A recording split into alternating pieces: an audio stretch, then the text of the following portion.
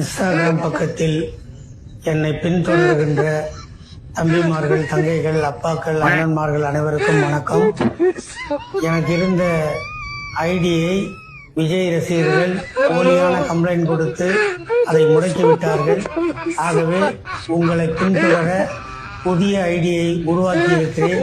இந்த ஐடியில் என்னை பின்தொடர்ந்து நான் இந்த வீடியோஸை பார்த்த உடனே என்னோட ஐடியில் ஷேர் பண்ண சொல்லி தான் நான் ஷேர் பண்ணேன். இந்த வீடியோஸை பார்க்கும்போது எனக்கு ஒரே ஒரு விஷயம் தான் என் மைண்டில் ஓடிச்சு.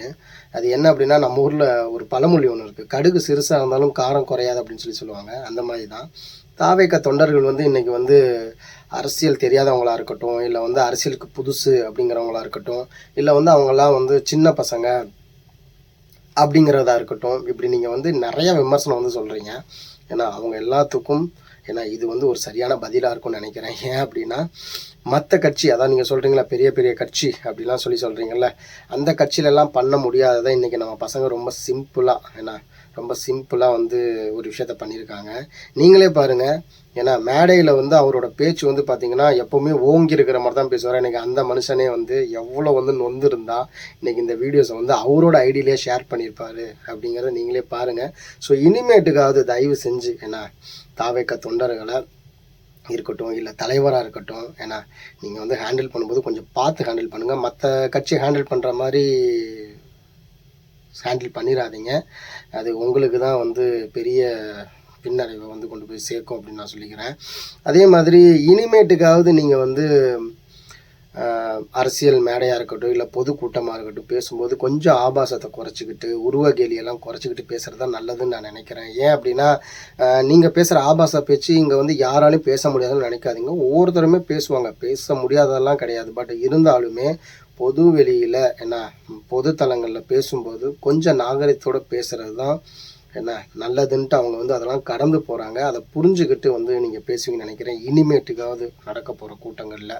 ஏன்னா அண்ட் ஒன் மோர் திங், இன்னொரு விஷயம் நான் ஒன்று சொல்லிக்கணும்னு நினைக்கிறேன். இன்றைக்கி அரசியல் அப்படிங்கிற ஒரு விஷயத்தை ஒவ்வொருத்தரும் இளைஞர்கள் இன்றைக்கி உன்னிச்சு பார்க்குறாங்க, கவனித்து உள்ளே வராங்க அப்படின்னா அதுக்கு ஒரே ஒரு காரணம் என்னோட தலைவன், அதாவது அண்ணன் விஜய் அண்ணாவுக்காக மட்டும்தான்.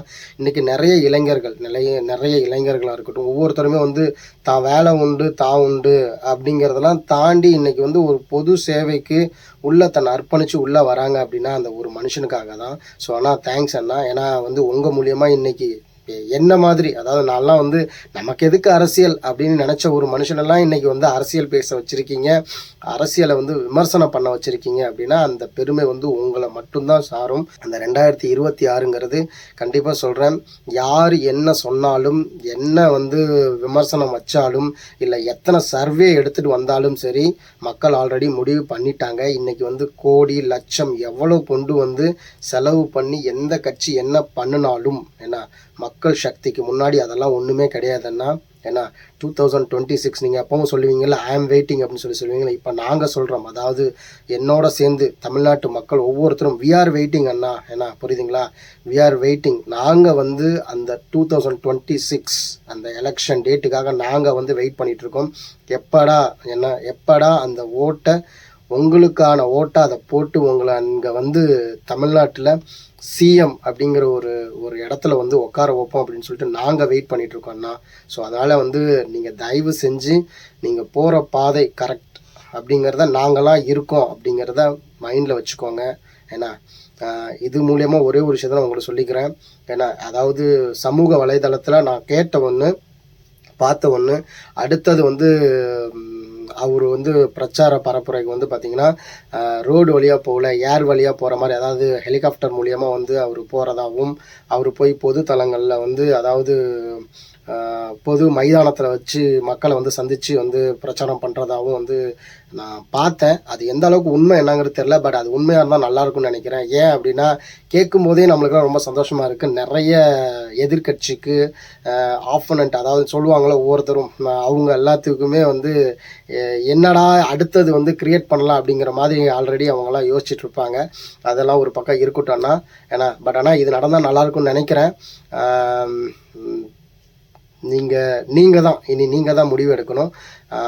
அதே மாதிரி இது ஒரே ஒரு என்னோடய கோரிக்கை என்ன, இது என்ன அப்படின்னா, ஒவ்வொருத்தரும் சொல்கிறாங்க விஜய் வந்து அந்த தொகுதியில் நிற்பார் இந்த தொகுதியில் நிற்பார்னு. பட் எனக்குன்னா ஒரே ஒரு ஆசைன்னா, உங்களை நம்பி வந்த 41 உயிர் என்ன கரூரில் வந்து நம்ம இழந்திருக்கோம்னா, ஸோ அதனால் நீங்கள் நிற்கிறது கரூர் தொகுதியாக இருந்தால் நல்லா இருக்கும்னு நான் நினைக்கிறேன். ஸோ அதையும் கொஞ்சம் உங்கள் மைண்டில் கன்சிடர் பண்ணிக்கோங்க. ஏன்னா தேங்க்யூ அண்ணா.